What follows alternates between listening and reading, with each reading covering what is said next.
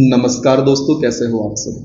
दोस्तों, MPPSC prelims exam की unit 7 का यह हमारा दूसरा वीडियो है, जिसे हम परीक्षाधाम पब्लिकेशन की विज्ञान एवं पर्यावरण नामक पुस्तक से कवर कर रहे हैं। तो चलिए शुरुआत करते हैं। शुरुआत हमें करनी है जीव विज्ञान की विभिन्न शाखाओं से। जैसे कि मकड़ियों के अध्ययन से संबंधित जो शाखा है उसे हम क्या कहते हैं? मकड़ियों के अध्ययन से संबंधित शाखा को हम कहते हैं अरेकनोलॉजी। कीट पतंगा के अध्ययन वाली शाखा को कहते हैं एंटोमोलॉजी। रुधिर एवं रुधिर रोगों के अध्ययन को हम कहते हैं हीमेटोलॉजी। उभयचरों एवं सरीसृपों का अध्ययन कहलाता है हर्पेटोलॉजी। मछलियों का अध्ययन कहलाता है इक्थियोलॉजी। पेशियों का अध्ययन को कहते हैं मायोलॉजी। अस्थियों के अध्ययन को कहते हैं ऑस्ट्रियोलॉजी। दंत विज्ञान संबंधी अध्ययन को कहते हैं ओडेंटोलॉजी। सांपों के अध्ययन को कहते हैं ओर्नियोलॉजी। वर्गीकरण के अध्ययन को कहते हैं टैक्सोनॉमी। मानव जैसी प्रजातियों के व्यवहार के अध्ययन को कहते हैं प्राइमेटोलॉजी। कवक का अध्ययन कहलाता है माइकोलॉजी। शैवाल का अध्ययन कहलाता है फाइकोलॉजी। इनको तो आप भली भांति जानते होंगे। मृदा के अध्ययन को हम कहते हैं पेडोलॉजी, इसे भी जानते होंगे। फूलों के अध्ययन को हम कहते हैं इंथोलॉजी। कीटों के अध्ययन को कहते हैं एंटोमोलॉजी, हमने पहले भी देखा है।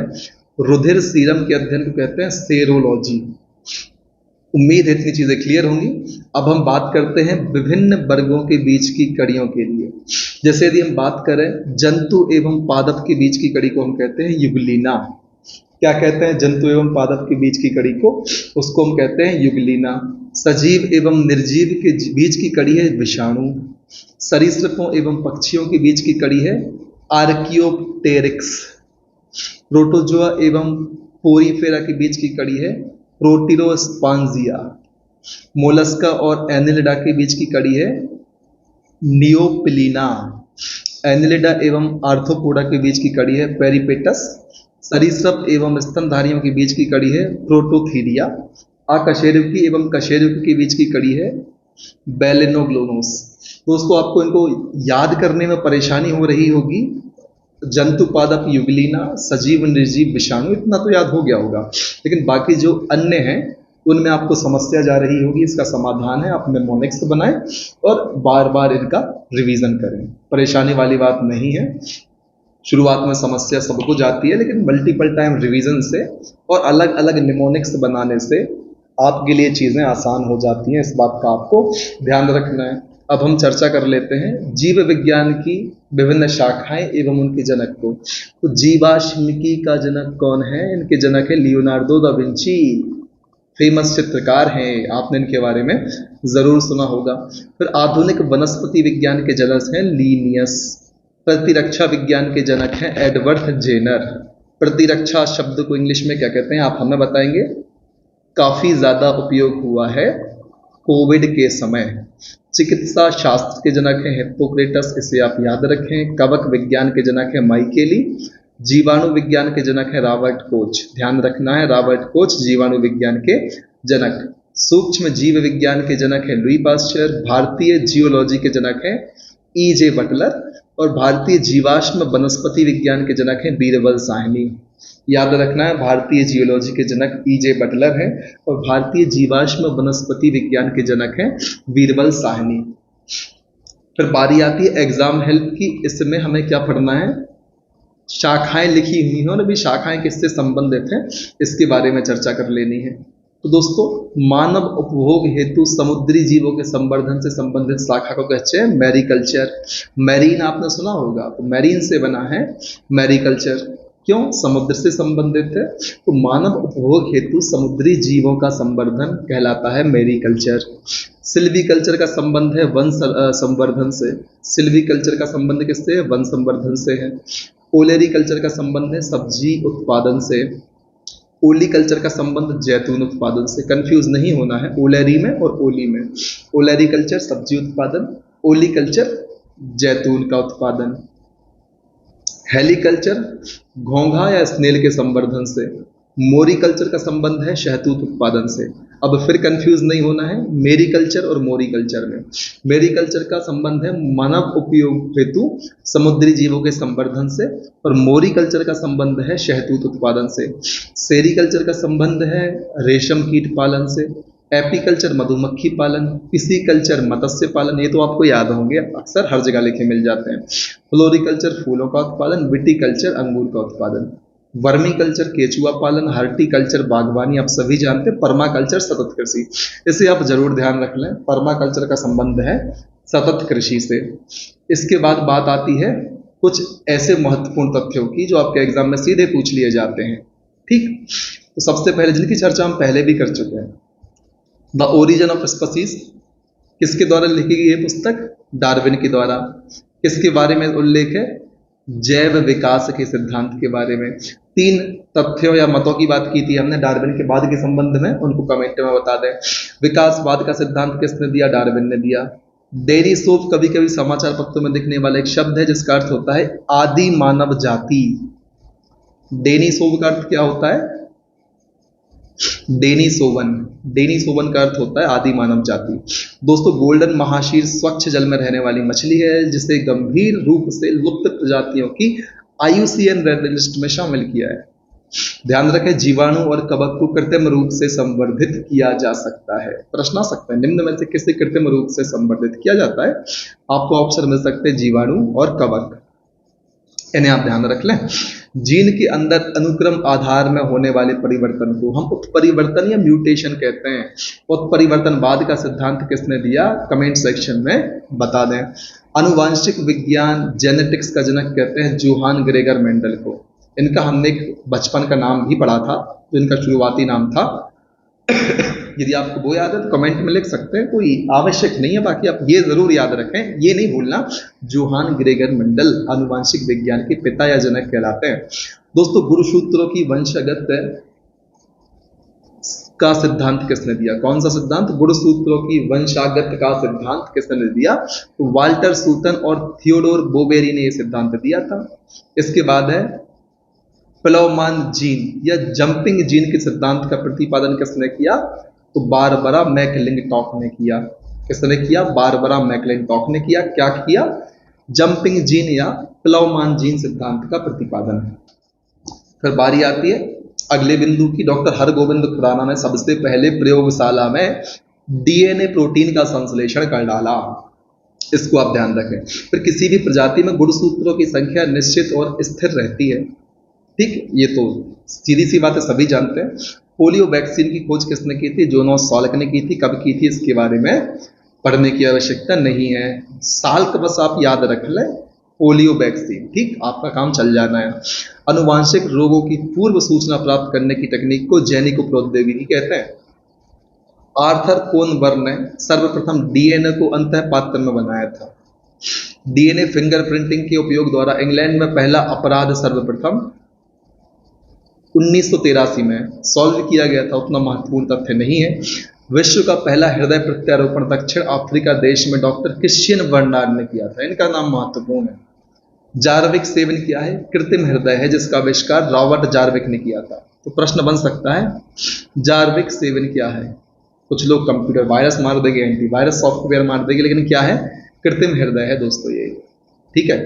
फिर बारी आती है दोस्तों अगले बिंदु की। अमेरिकी जीन वैज्ञानिक फ्रांसिस कॉलिंस ने मानव जीनोम मानचित्रण की खोज की थी। मानव जीनोम मानचित्रण की खोज किसने की थी? फ्रांसिस कॉलिंस ने की थी।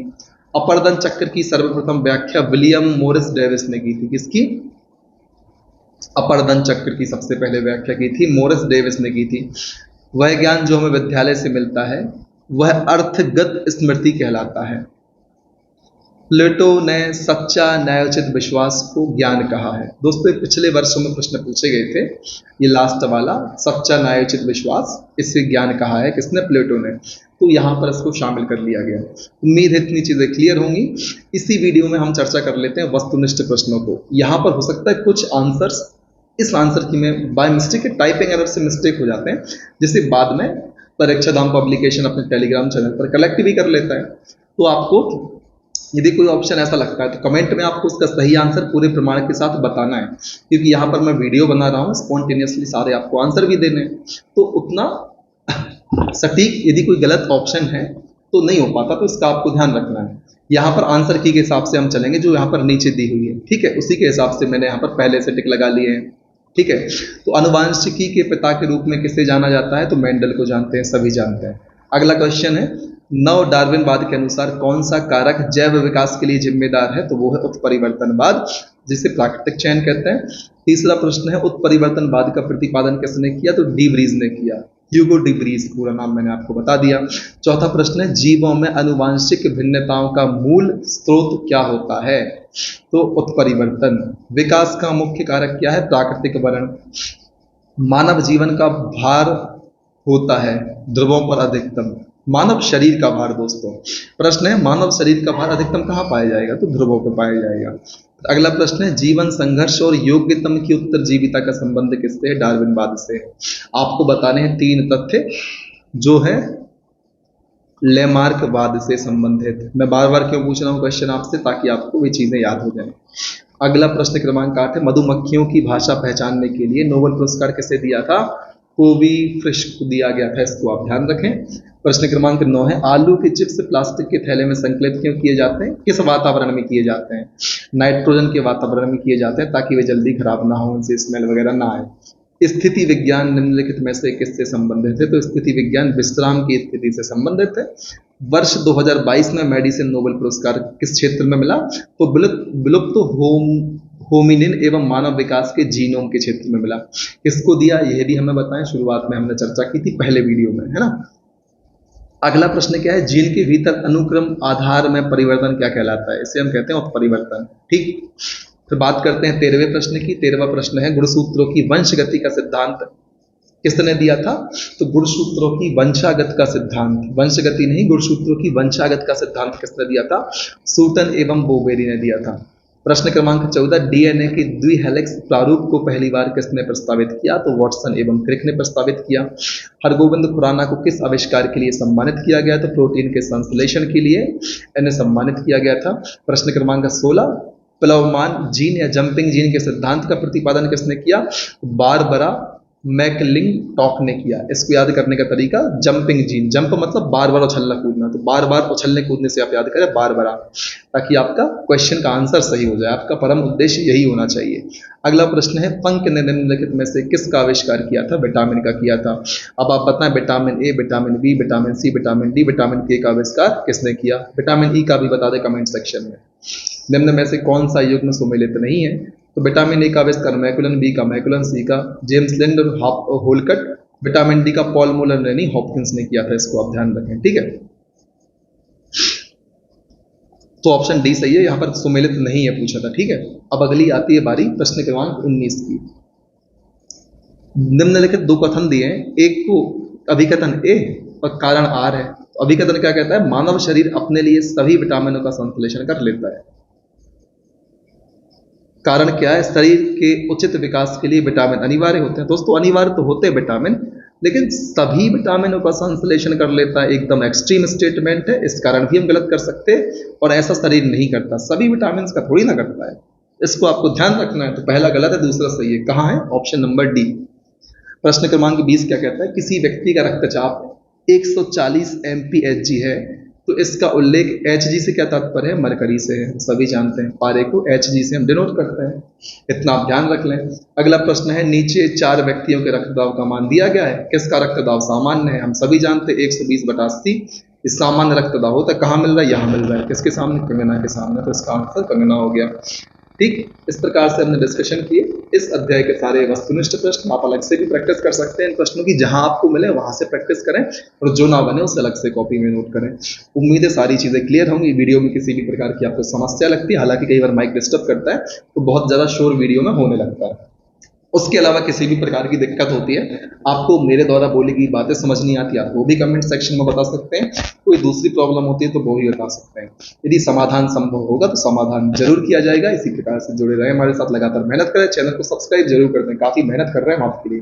आप सोचिए, पहले ऑफिस जाना होता है, उसके बाद वापस आना होता है, फिर वीडियो रिकॉर्ड करना होता है। रिकॉर्डिंग वास्ते काम नहीं चलता, थोड़ा बहुत थंबनेल वगैरह लगाने के लिए एडिट करना होता है, फिर उसके सेव होने का वेट करना पड़ता है, फिर अपलोड करना पड़ता है, फिर थंबनेल लगाते हैं, टाइटल डालते हैं, डिस्क्रिप्शन डालते हैं, इतनी सारी चीज़ें करनी होती हैं, फिर एक वीडियो बन के तैयार होता है। और आप सपोर्ट नहीं करेंगे तो फिर मोटिवेशन नहीं मिलता। तो आपका सपोर्ट हमारे लिए नितांत आवश्यक है। सपोर्ट करते रहें, वीडियो को लाइक करें, कमेंट करें, ऐसे विद्यार्थियों तक शेयर जरूर करें जो आपकी ही तरह एमपीपीएससी एग्जाम की तैयारी कर रहे हैं, और दूसरे एग्जाम वालों को भी शेयर करें। काफ़ी सारी जानकारी मैं आपके लिए डालता रहता हूँ जो बहुत ज़्यादा प्रमाणिक होती है। मैं बिना प्रमाणिकता के जानकारी आपके साथ शेयर नहीं करता, और जो मैं अपने अनुसार बताता हूँ तो उसमें बार बार कहता हूँ मेरे हिसाब से, मेरे हिसाब से। कई बार तो लोग कमेंट भी कर देते हैं कि सर आपके हिसाब से नहीं पूछ रहे हैं, वास्तविकता बताइए। कुछ चीज़ों की वास्तविकता संभव नहीं हो पाती तो फिर मैं अपने हिसाब से बता देता हूँ। तो बस बने रहें हमारे साथ, लगातार मेहनत करें, आगे बढ़ते रहें। तब तक नहीं रुकना है जब तक आपको आपका लक्ष्य प्राप्त नहीं होता। जय हिंद, वंदे मातरम।